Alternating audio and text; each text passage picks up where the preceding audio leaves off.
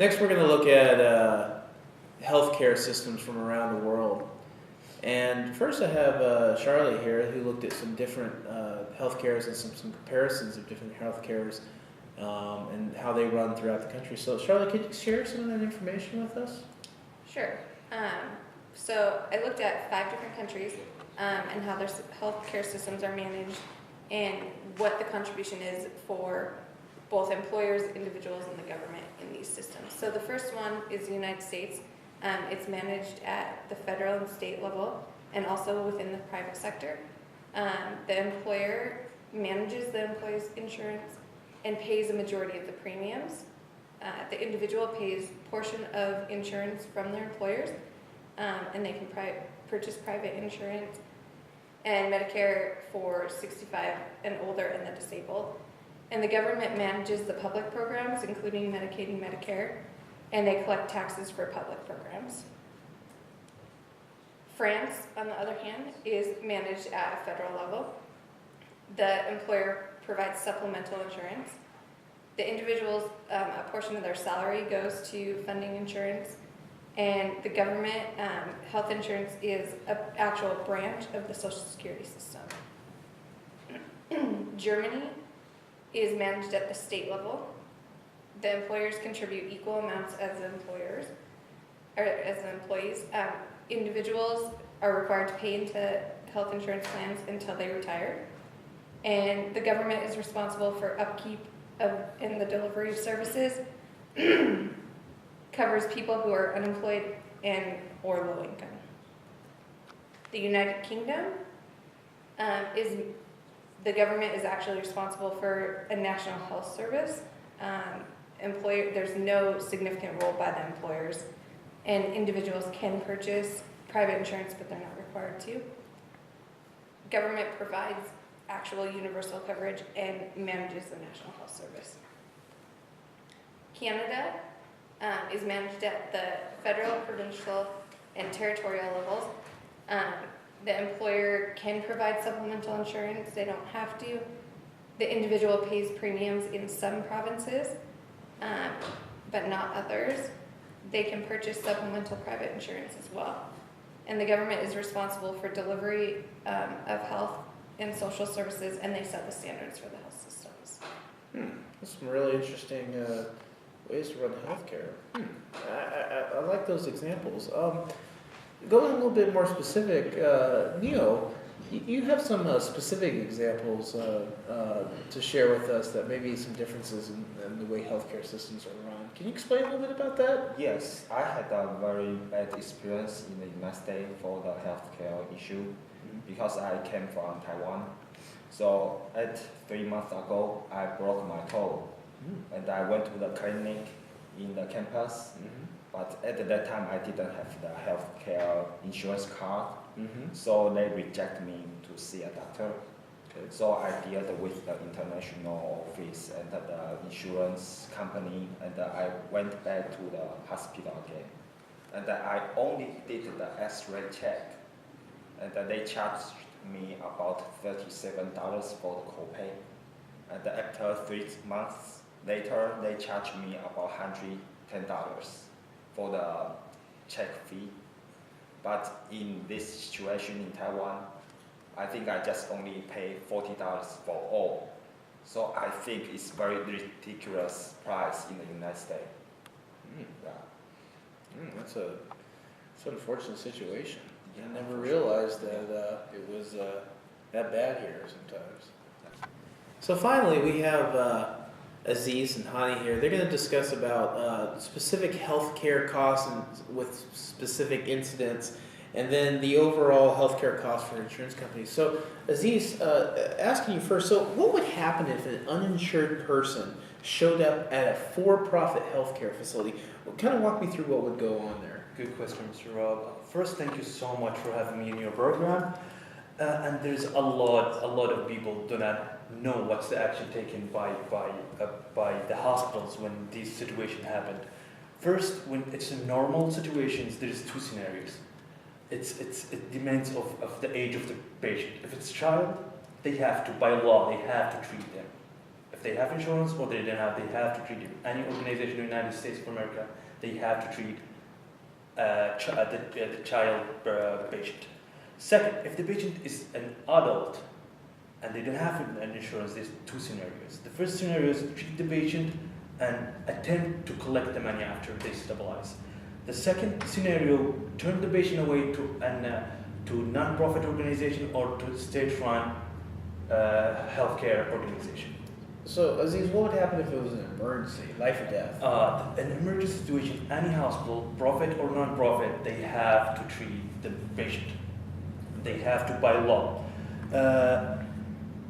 Even if they don't have insurance, any hospitals, profit, as I said, profit, non-profit, they have to treat the patient. However, the hospitals, if any uninsured person come and they treat him until stabilize, the hospitals usually place these unpaid bills under a write-off account for the hospitals. You're gonna ask me about the collection methods for how they get their money.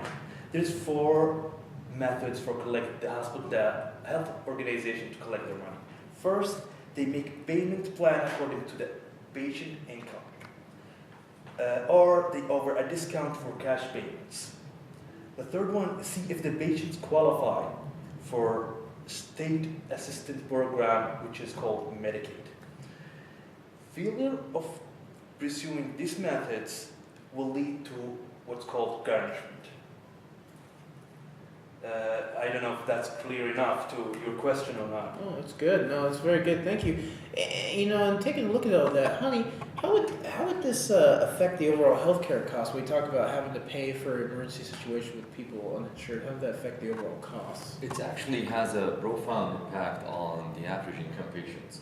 It's a cause and effect relation. Just imagine, Mr. Rob, when a profit health care organization has to treat the insured patients. This hospital is going to end up having a lot of unpaid bills, which will cause the hospital to increase its prices of the services to offset these losses, which ultimately lead to that insurance companies increase the premium to an extent that an average income patient may not be able to afford it. That sounds like some real issues. Thanks for bringing it up, guys. Appreciate it. Yeah, thank you for having us in your show.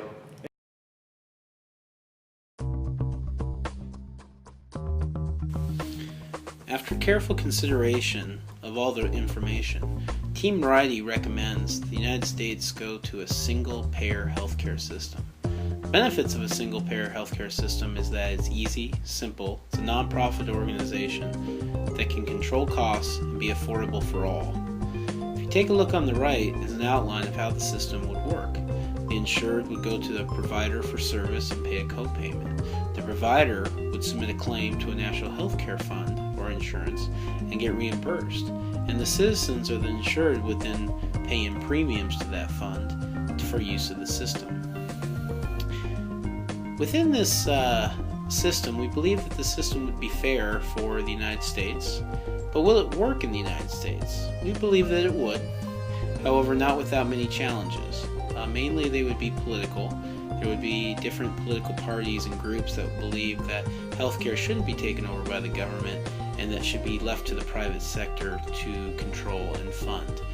Also, cultural issues would create barriers because of non-serious medical emergencies might have to wait longer to be seen or to be treated than serious medical emergencies. And the United States culture is they want their goods and services right away.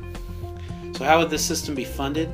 Like I said before, from the insurer, from premiums into a national healthcare fund. Team Variety also looked at improving processes and controlling costs, whether in a single-payer system or any healthcare system, and these were some of the recommendations we had. First one was reform of medical malpractice legalities, tighten the reasons why people can sue, get rid of frivolous lawsuits. Doctors and medical professions have to have a large amount of insurance to protect themselves from these lawsuits, and then they pass on those costs to the consumer.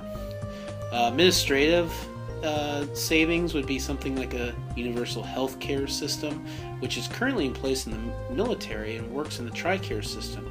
Medical personnel have access to records of military members all over the world, no matter where they are in any given time. It saves money by having it computerized and having it accessed wherever you go. And also preventative would be something like an annual exam that the government would pay. Any citizen could walk in and get a free medical exam to stop potentially serious injuries early or serious medical issues early to prevent higher costs later on, and this would be paid for by the government. And this is Team Riley's recommendation. Thank you for listening to our presentation of the healthcare dilemma. On behalf of Team Riley, I'd like to say that we all learned a lot from this information, and I hope that we brought something to the table that was beneficial for everyone. Healthcare is a problem in the U.S., and I hope in the future that it can be something that benefits everyone for all.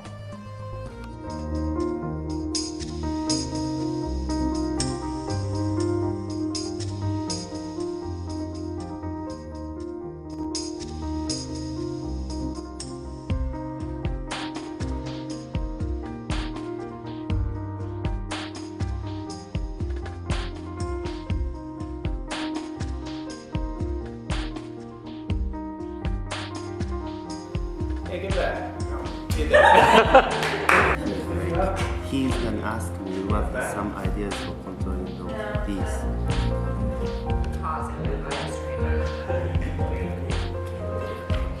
On a formula for economic growth known as the sustainable growth rate. Unfortunately, stop it. We sure did learn a lot.